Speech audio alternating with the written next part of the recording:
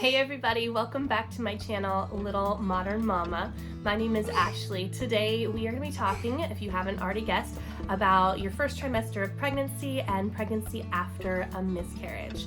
If this is your very first time here, please hit the subscribe button so we know that you're enjoying the content, and hit the like button so we know which content you guys really like and we'll make more of it. So I have a few things that I want to talk about today during this specific video. We are going to talk about grief and anxiety.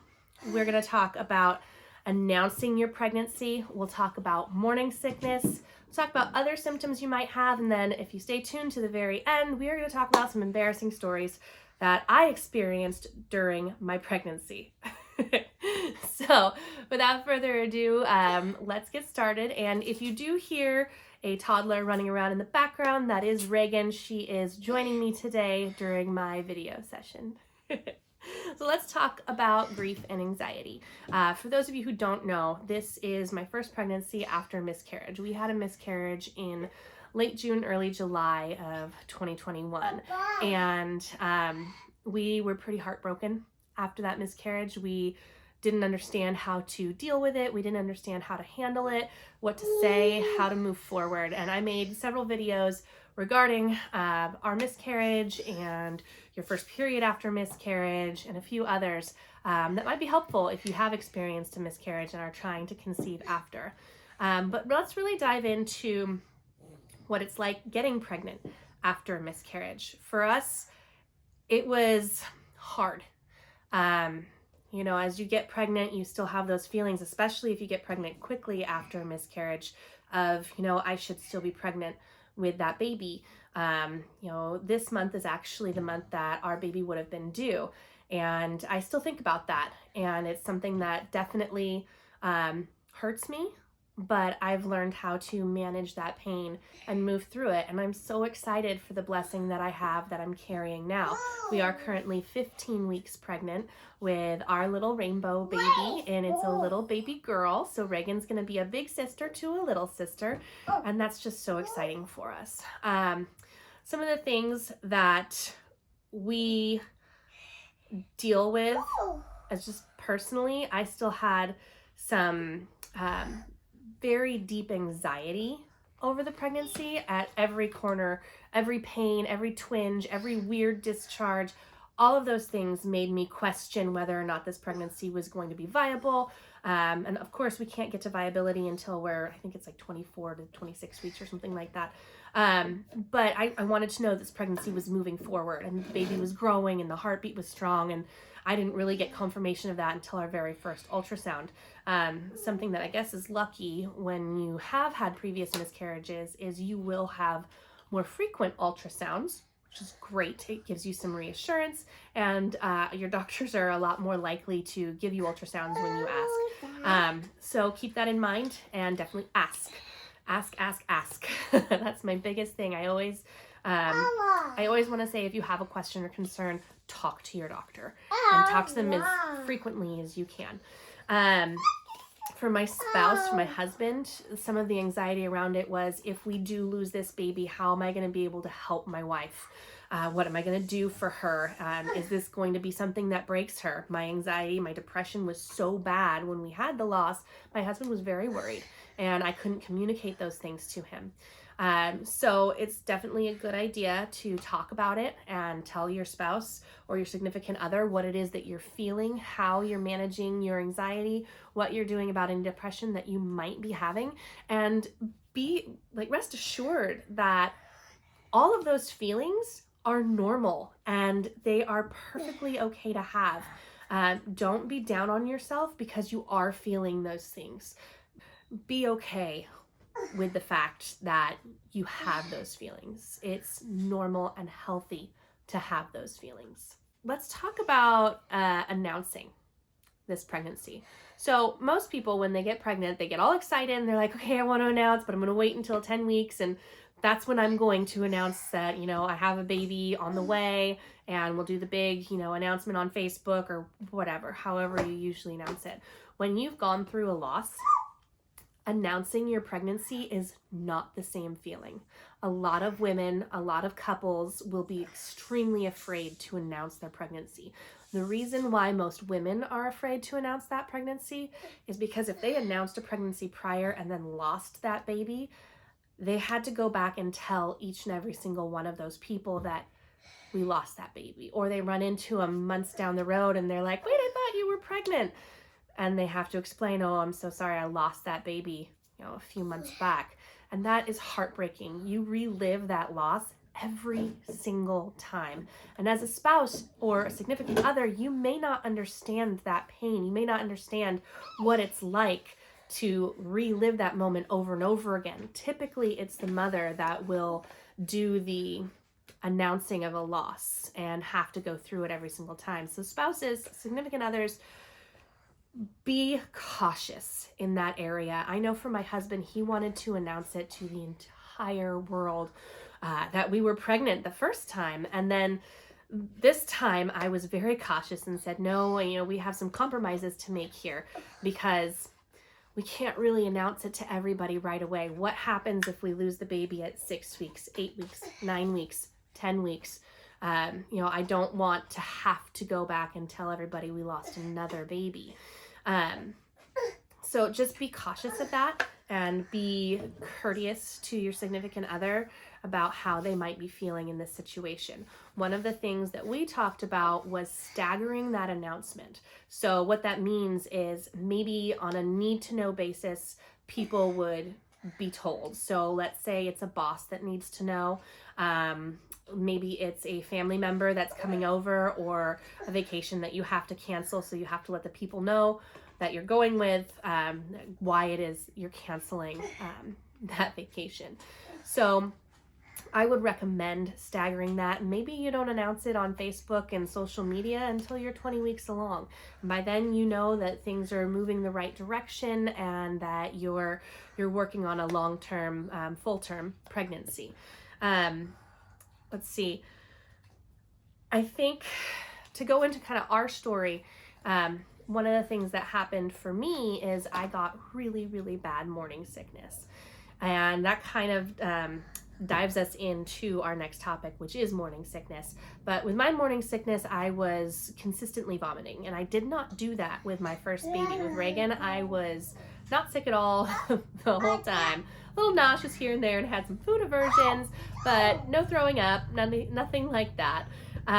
So it was a little different for me to start experiencing this morning sickness and to the extent that I was. So I had to inform my coworkers at about 6 weeks that I was pregnant, and that was the reason that I had to go work from home for a few days and couldn't be in the office.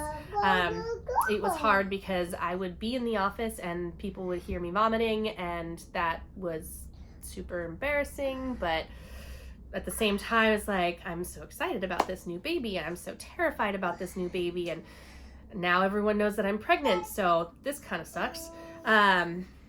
So just be cautious of that. If you are announcing, there might be some situations where you have to tell people.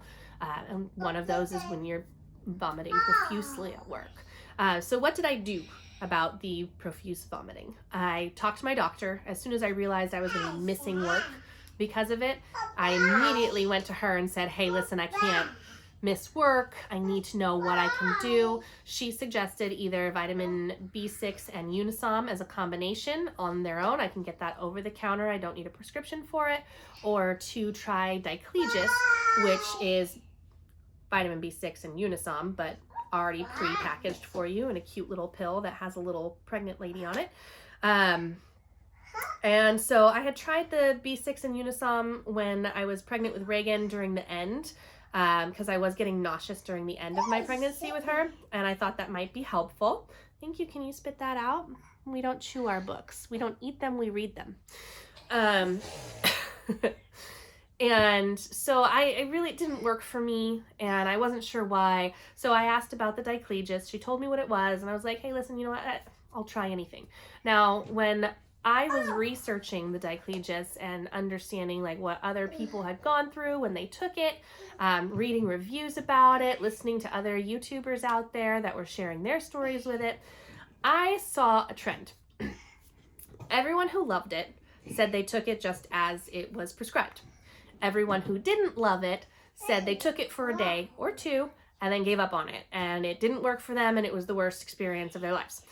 So I decided, based on that knowledge, that I was going to try it for the recommended amount of days that my doctor had told me. She said to try it 2 pills a day at night before bed for 5 days, and if that doesn't work, switch it to 1 pill at night, 1 pill in the morning, and 1 pill in the afternoon, and I could take up to 4 pills during the day.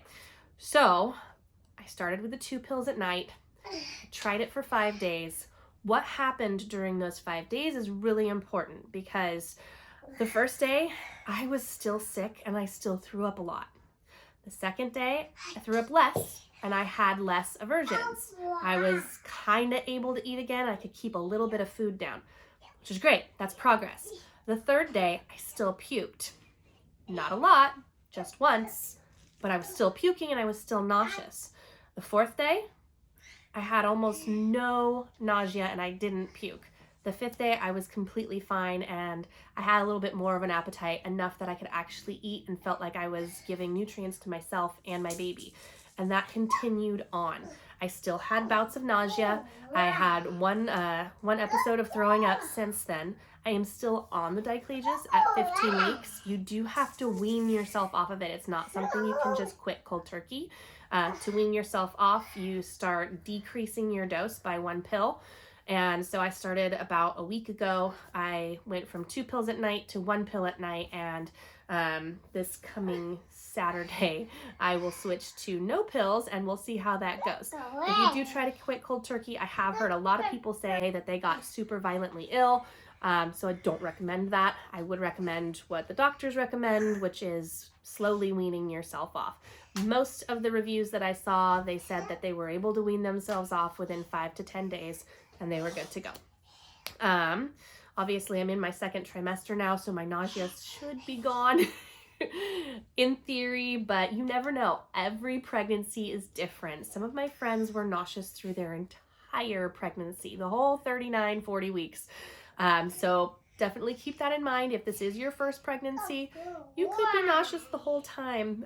Try to find something that works for you to help keep that nausea down. So while we're in the morning sickness, some of the things that happen is you might not be able to keep food down and you might have trouble eating certain things.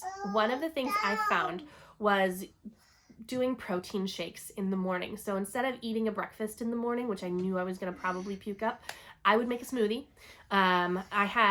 So far I tried 2 different protein shake products that are made for pregnant women. The first was Pink Stork, and that comes in like a birthday cake flavor, which was really good, but super, super sweet. And one of my food aversions is actually sugar during pregnancy. For some reason, I cannot have very much sugar. I am a sugarholic. Normally, I'm like all about the chocolate and give me candy and ice cream for days. Oh my goodness, I had dreams about donuts last night and they were just so good. But while I'm pregnant, I can't do it. It makes me sick. It makes me feel gross, and I can't. So that one was a little too sugary for me. Now that a lot of my morning sickness is gone, I might actually try it again and just see how it works.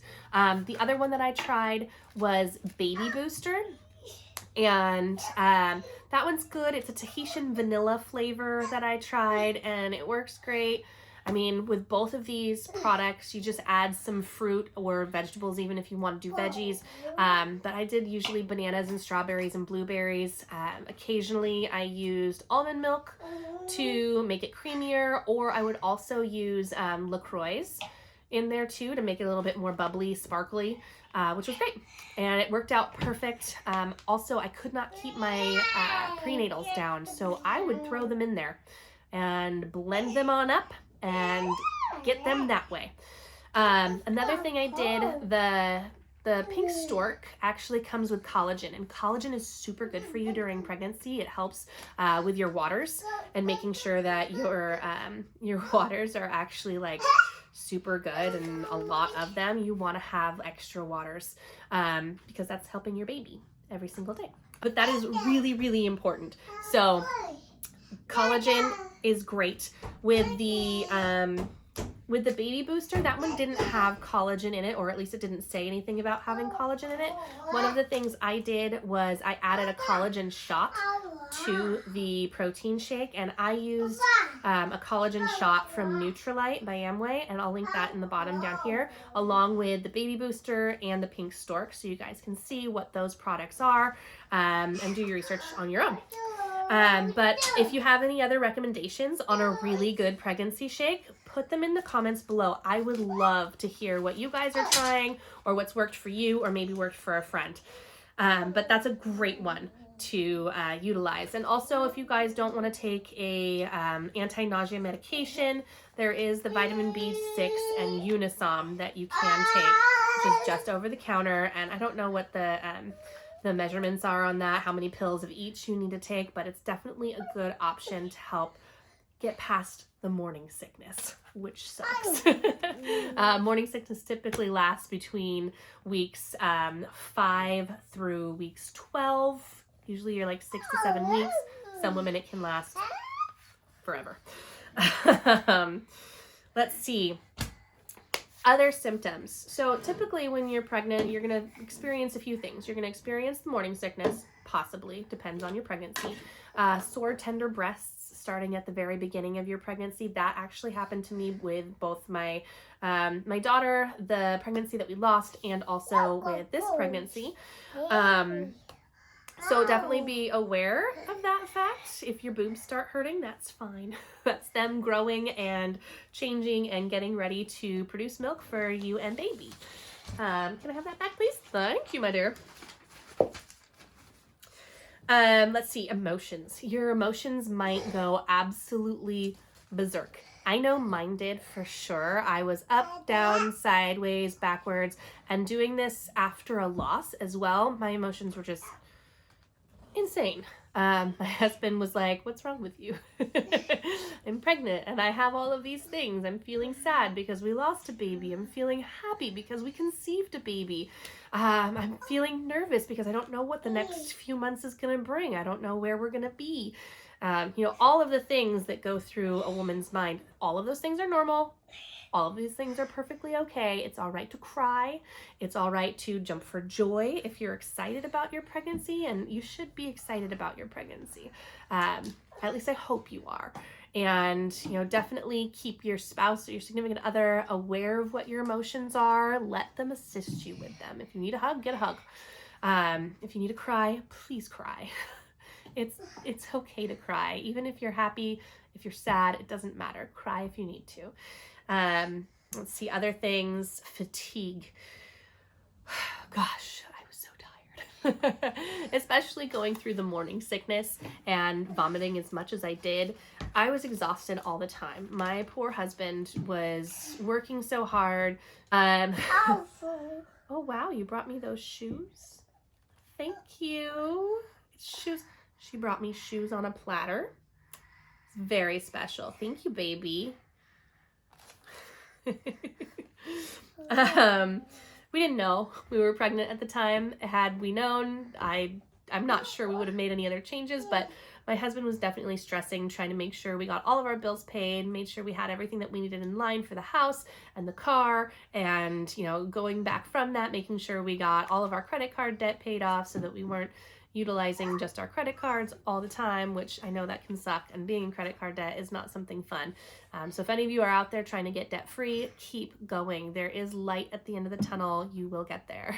But that fatigue was definitely hard. I couldn't do dishes. I didn't have the energy to do laundry. I could hardly play with our 1.5-year-old. And, I was just doing everything I could. My husband laughed because I was like, we're going to have a movie night today and tomorrow and the next day. And the day after that, he's like, this is too much screen time for our child. And I was more like, I don't have the energy to chase her around outside, so she can be chased around right here. It's hard. It can be very hard chasing around a tiny human and getting done all of the other things you need done in your house. Your most important thing is to make sure you and your child that you're growing are safe and that you have plenty of rest, because that's going to be helpful to keep you and baby healthy and growing. So sleep, ladies. And don't feel bad about the dishes or the laundry. Let's see. So I guess it's time for embarrassing story time.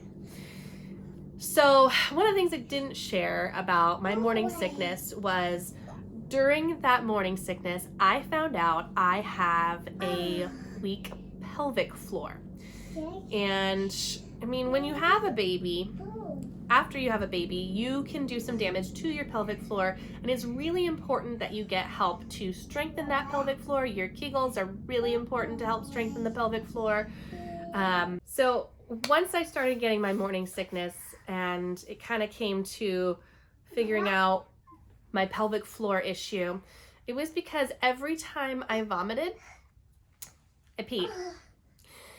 And I couldn't help it. I had absolutely no control over it.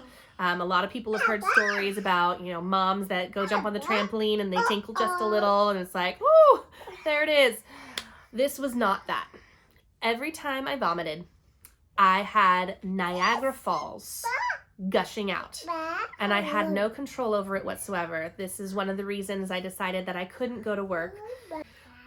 Although going to work was embarrassing while puking, it was more embarrassing to leave the bathroom with wet pants, because there's nothing you could do in that situation. Your pelvic floor is under pressure.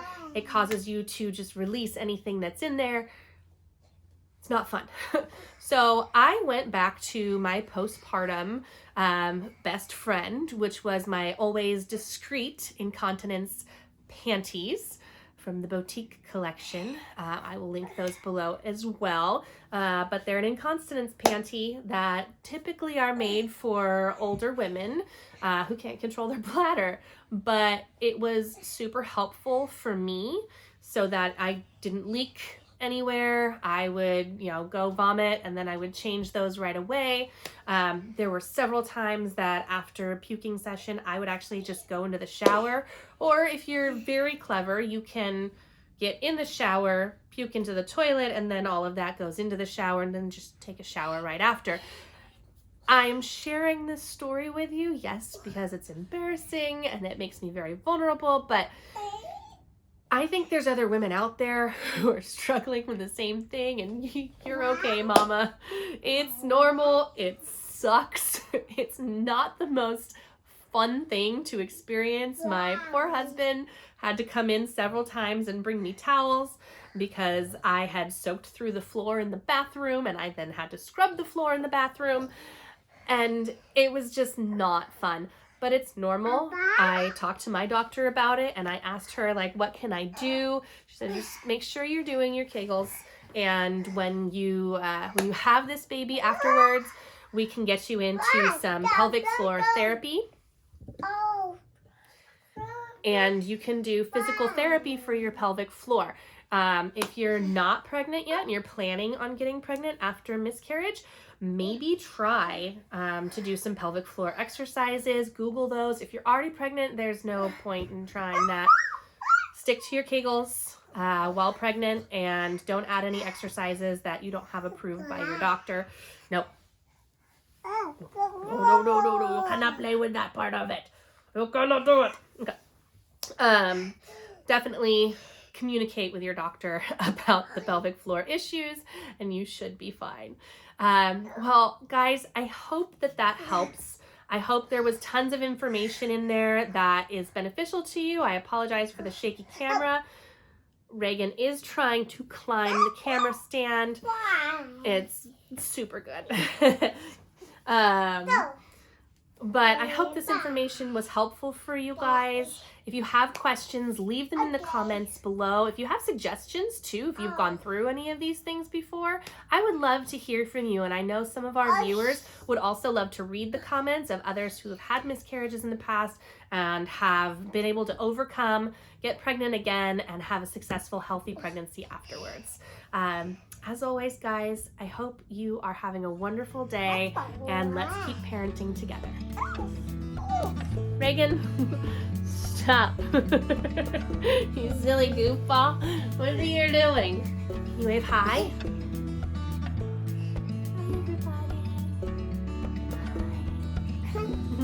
Hi. Are we all done? You think we did it? Okay.